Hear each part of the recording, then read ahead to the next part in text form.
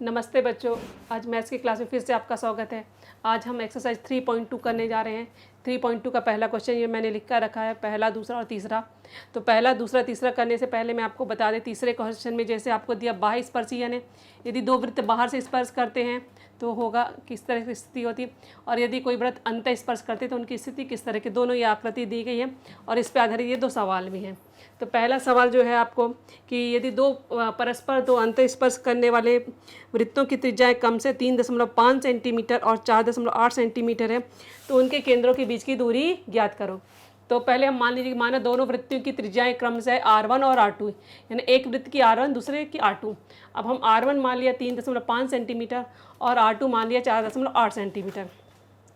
अब दोनों वृत्त परस्पर अंतःस्पर्श यानी इस तरह की स्थिति बनेगी। तो यदि अंदर स्पर्श करें तो उनके केंद्रों के बीच की दूरी क्या होती, R1 माइनस R2। ये ध्यान रखना कि हमें बड़ी दूरी में से छोटे को घटाना है, बड़ी दूरी में से छोटे को घटाना है। यानी यहाँ पे हमें बड़ी दूरी क्या है, R2, और उसके बाद छोटी दूरी कितनी, R1। तो R2 माइनस R1 होगा। ये ध्यान रखना कि अंतःस्पर्शी में घटाना, परंतु घटाते समय बड़ी दूरी में से छोटी दूरी को घटाना। तो बड़ी दूरी हमने कितनी मानी, 4.8, छोटी दूरी कितनी है, 3.5। तो R2 माइनस R1, तो ये आ जाएगा 1.3 सेंटीमीटर। तो इसका उत्तर लिखेंगे, दोनों वृत्तों के केंद्रों के बीच की दूरी 1.3 सेंटीमीटर है। अब इसका दूसरा क्वेश्चन है कि बाह्य स्पर्शी दो वृत्तों की त्रिज्याएं क्रमशः 5.5 सेंटीमीटर और 4.2 सेंटीमीटर है तो उनके केंद्रों के बीच की दूरी ज्ञात करो। तो ध्यान रखना कि यहाँ पे फिर से माना दोनों वृत्त की त्रिज्याएं क्रमशः R1 और R2 हैं। R1 हो जाएगा 5.5, R2 हो जाएगा 4.2। अब दोनों वृत्त कैसे बाह्य स्पर्श करते हैं, तो बाह्य स्पर्श करते तो उनके केंद्रों के बीच की दूरी क्या हो जाएगी, दोनों को जोड़ना है। तो जोड़ने में कोई भी क्रम नहीं है, आप दोनों को कैसे भी जोड़ सकते हैं। तो उनके यानी हमें ये सूत्र है, उनके केंद्रों के बीच की दूरी। यहाँ पे भी मैंने लिखा उनके केंद्रों के बीच की दूरी। तो यहाँ पे तो घटाना था और यहाँ पे जोड़ना हो जाएगा। तो उनके केंद्रों के बीच की दूरी बराबर R1 प्लस R2, यानी 5.5 प्लस 4.2। तो जोड़ेंगे तो 9.7 सेंटीमीटर। तो दोनों वृत्तों के केंद्र के बीच की दूरी हो जाएगी 9.7 सेंटीमीटर। इसके बाद मैंने ये तीसरा क्वेश्चन लिखा है। तीसरे क्वेश्चन में हमें आकृति बनानी है बाह्य स्पर्शी और अंतःस्पर्शी दोनों वृत्तों की। तो एक की त्रिज्या 4 सेंटीमीटर है, दूसरे की त्रिज्या 2.8 सेंटीमीटर है। तो यदि बाह्य स्पर्शी बनाना तो बहुत ही आसान है। बाह्य स्पर्शी बनाने के लिए क्या करना है, 4 और 2.8 को जोड़ेंगे तो संख्या पहले आएगी 6.8। तो सबसे पहले हम क्या करेंगे, 6.8 की क्या खींच लेंगे, लाइन खींच लेंगे। ठीक है, 6.8 की लाइन खींचने के बाद यहाँ से 4 का वृत्त बना देंगे और यहाँ से 2.8 का वृत्त। तो इस तरह से जो वृत्त हो जाएंगे ये कैसे हो जाएंगे, बाह्य स्पर्शी हो जाएंगे। अब यदि अंतःस्पर्शी बनाना है तो क्या करेंगे, बाह्य स्पर्शी में तो हमने जोड़ दिया, अंतःस्पर्शी में क्या करना है कि दोनों त्रिज्याओं का अंतर कितना 1.2 है। तो सबसे पहले आपको क्या करना है, बड़ा वृत्त तो आप बना लीजिएगा। ठीक है, बड़ा वृत्त बनाने के बाद अब बड़े वृत्त की त्रिज्या कितनी थी, 4 थी। अब दूसरे वृत्त की त्रिज्या कितनी है, 2.8 है। तो इनके बीच का अंतर कितना है, 1.2। तो यहाँ तो हमने पहले 4 नाप लिया था, अब कितना नापना है, 1.2। तो 1.2 कहाँ पर आ रहा है, इस बिंदु पर आ रहा है। तो यहाँ पे आपको 1.2 का वृत्त नहीं बनाना है, कितने का बनाना है, 2.8। तो ये हमको केंद्र की स्थिति मिलेगी। तो यहाँ पे रख करके हम ऐसे रख करके एक वृत्त बनाएंगे जो 2.8 का है। यदि ऐसा नहीं है तो आप ऐसा भी कर सकते हैं कि ये त्रिज्या कितनी है, 4 सेंटीमीटर है और दूसरे की त्रिज्या कितनी है, 2.8।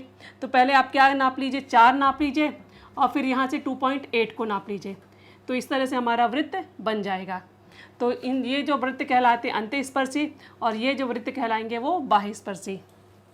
ये एक्सरसाइज 3.2 का क्वेश्चन नंबर 5वां है, जिसमें कि आपको मैं पढ़ के बता दे रही हूँ कि ए और बी केंद्र वाले दो वृत्त परस्पर ई बिंदु पर स्पर्श करते हैं। उनकी सामान्य रेखा एल है जो सी और डी बिंदु पर स्पर्श करती है। यदि दोनों वृत्तों की त्रिज्याएं कम से 4 सेंटीमीटर और 6 सेंटीमीटर है तो सी डी की लंबाई ज्ञात करो। तो इस आकृति में पहले हम ए सी खींचना है, बी डी खींचना है और ए और बी को मिलाना है तथा ए पी लंब खींचना है बी डी पर। ये सब हमें रचना करनी है। अब ए सी 4 है और ए ई ए सी और ए ई ये 4 और ये वृत्त की त्रिज्या 4 है तो यहाँ पे भी 4 होगी। इसी तरह से बी डी और बी ई ये 6 और 6 होंगे, तो एक ही वृत्त की त्रिज्याएँ हैं। फिर ये दोनों वृत्त कैसे हैं, बाह्यस्पर्शी है, बाह्यस्पर्शी यानी है, और इनका स्पर्श बिंदु क्या ई है, यानी ए ई बी। तो यदि ए ई बी को यदि हमें ए बी निकालना है तो क्या ए ई धन बी ई यानी 4 धन 6 जोड़ेंगे तो 10 आ जाएगा। इसको निकाल करके हमने छोड़ दिया। आगे हमको जब हमने इस पर लंब खींचा तो ये चतुर्भुज ए पी डी सी में, तो ए पी डी सी में क्या है, ये ए सी डी और बी डी सी ये कैसे हैं, 90 अंश के हैं। इसका गुणधर्म स्पर्श रेखा त्रिज्या प्रमेय से। दूसरा ए पी डी ये 90 अंश का, ये हमने रचना से बनाया है, रचना की है। तो सी ए पी लास्ट में जो बचा हुआ कोण है ये भी कितने अंश का होगा, 90 अंश का होगा। तो चतुर्भुज ए पी डी सी एक आयत होगा। अब आयत होगा तो आयत की सम्मुख भुजाएं कैसी होती है, सर्वांग सम, यानी ए सी बराबर हो जाएगा डी पी, और ए सी का मान है 4 तो डी पी का मान भी 4 हो जाएगा, और ए पी जो हो किसके बराबर हो जाएगा, सी डी के। ये आयत की सम्मुख भुजाएं हो जाएंगी। अब हमें क्या निकालना है, ये वाली, अब बी डी पे आते तो बी डी किससे मिलकर बना है, डी पी और पी बी। बी डी का मान कितना था, 6, इसका मान कितना था, ये 4 है तो ये 4 हो जाएगा, तो इसका मान 4 है, तो पी बी का मान मिलेगा, तो 6 - 4 पी बी का मान मिल जाएगा 2। अब हमको ये जो त्रिभुज है ए पी बी है 90 डिग्री का, यहाँ पे भी होना, यहाँ 90 है तो पीछे भी 90 है, तो ए पी बी में यानी ये जो ए बी भुजा कौन सी हो जाएगी, ये 90, तो ये ए बी भुजा किसका काम करेगी, कर्ण का। तो ए पी बी में ए पी बी 90 डिग्री का है, तो पाइथागोरस प्रमेय से, तो पाइथागोरस प्रमेय में कर्ण की भुजा कौन सी हो जाएगी, ए बी का वर्ग बराबर ए पी का वर्ग धन पी बी का वर्ग। तो ए पी की जगह कितना है, 10 हमने निकाला है, तो 10 का वर्ग धन ए पी, पी बी की जगह 2 है तो 2 का वर्ग करेंगे तो यहाँ 100 आ जाएगा, यहाँ ए पी का वर्ग, यहाँ पे 2 का वर्ग आ जाएगा 4, तो 100 में से 4 गया तो आ जाएगा ए पी का वर्ग आ जाएगा 96। तो ए पी बराबर जाएगा 96 को हम 16 × 6 भी लिख सकते हैं, यानी 4 करनी में 6। तो अब ए पी और सी डी, ये हमने निकाला कि ए पी और सी डी कैसे आयत की सम्मुख भुजाएं हैं, तो ए पी बराबर सी डी है, तो सी डी का मान आ जाएगा 4 करनी में 6। अब हम लोग एक्सरसाइज 3.3 का क्वेश्चन नंबर 4 है। इसके पहले मैंने 5 बताया था, अब 4 बता रही हूँ। तो क्वेश्चन नंबर 4 अब थोड़ा बुक में भी रीड करके बता रही हूँ। आकृति इस प्रकार की आपकी बुक में दी गई है, और इसमें दिया गया है कि पी और क्यू केंद्र वाले वृत्त एक दूसरे को आर बिंदु पर स्पर्श करते हैं। आर बिंदु से जाने वाली उन वृत्तों को क्रमश बिंदु ए और बी पर प्रतिच्छेदित करती हैं। तो ये आपको सिद्ध करने वाला दिया है। पहला दिया ए पी समांतर है बी क्यू के। दूसरा है त्रिभुज सिद्ध कीजिए कि ए पी आर समरूप है आर क्यू बी के। तीसरा दिया यदि पी ए आर का मान 35 अंश हो तो आर क्यू बी का मान ज्ञात करिए। तो ये 3 हमें दिए हैं। तो ये मैंने आकृति में ये निशान लगाया है, देखिए ये आपको दिया, ये एक वृत्त है और दूसरा वृत्त ये है। अब पी ए यानी ये वाली भुजा और ये वाली भुजा बराबर है, यानी पी ए बराबर है पी आर, ये एक ही वृत्त की त्रिज्याएं हैं। तो ये वाला जो त्रिभुज दिखाई दे रहा है यानी पी ए आर कैसा होगा, समद्विबाहु त्रिभुज होगा। अब समद्विबाहु त्रिभुज होगा तो इसके कोण कैसे हो जाएंगे आपस में बराबर, यानी कोण पी ए आर और पी आर ए ये इसके आधार के कोण हो जाएंगे।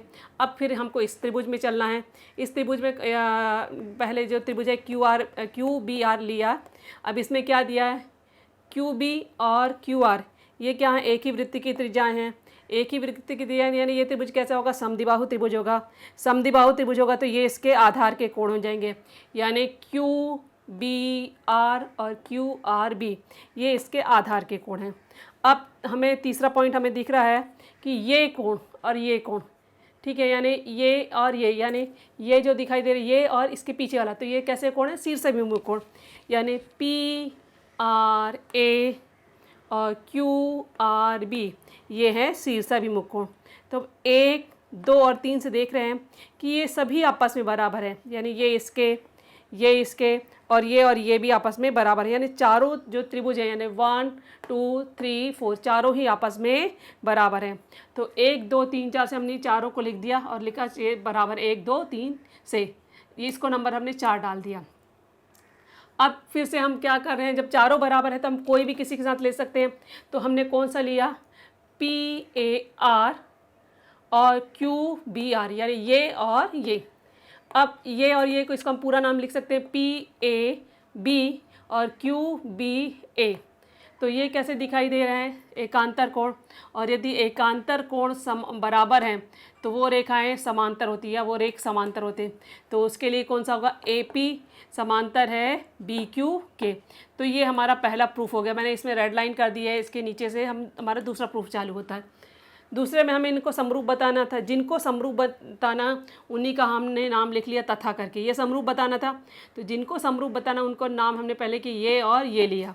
आप पहला पॉइंट फिर से आप चाहे तो पॉइंट लिखिए या नंबर डालिए, तो मैंने सीधे इसका कारण ही लिख दिया कि पहला पॉइंट क्या, ये और ये, यानी PRA और QRB ये कैसे कोण है, शीर्षाभिमुख कोण। दूसरा एकांतर कोण हमने निकाला ही है, फिर भी लिख दिया कि PAR और QBR ये एकांतर कोण है, और कथन 5 से भी इसको लिख सकते हैं। अब क्या हो जाएगा, ये 2 पॉइंट मिल गए, यानी ये APR और RQB ये को कसौटी से समरूप हो जाएंगे। अब ये दूसरा भी प्रूफ हो गया। अब हमें तीसरा क्या दिया है कि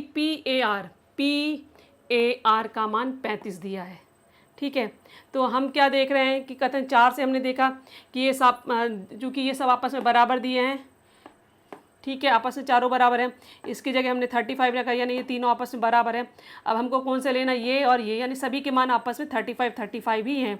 अब हम लेंगे जो हमें सिद्ध का निकालना है कोण RQB का। तो त्रिभुज RQB में क्या देखेंगे, QRB और RQB बराबर 180 अंश। ये 35 है, ये 35 है, और RQB का मान हमें निकालना है। तो RQB का मान हम यहाँ पे निकाल के बता देते हैं आपको। तो इनको दोनों को जोड़ने पर कितना आता है, मान हमारा आएगा, ये आ जाएगा 7070 प्लस RQB बराबर 180 अंश। तो कोण RQB बराबर हो जाएगा 180 अंश माइनस 70 अंश। तो कोण RQB बराबर हो जाएगा 110 अंश। तो ये हमारा तीसरा प्रूफ हो गया। तो आप मेरे इस वीडियो को लाइक कीजिए, शेयर कीजिए और सब्सक्राइब कीजिए बच्चों। Thank you.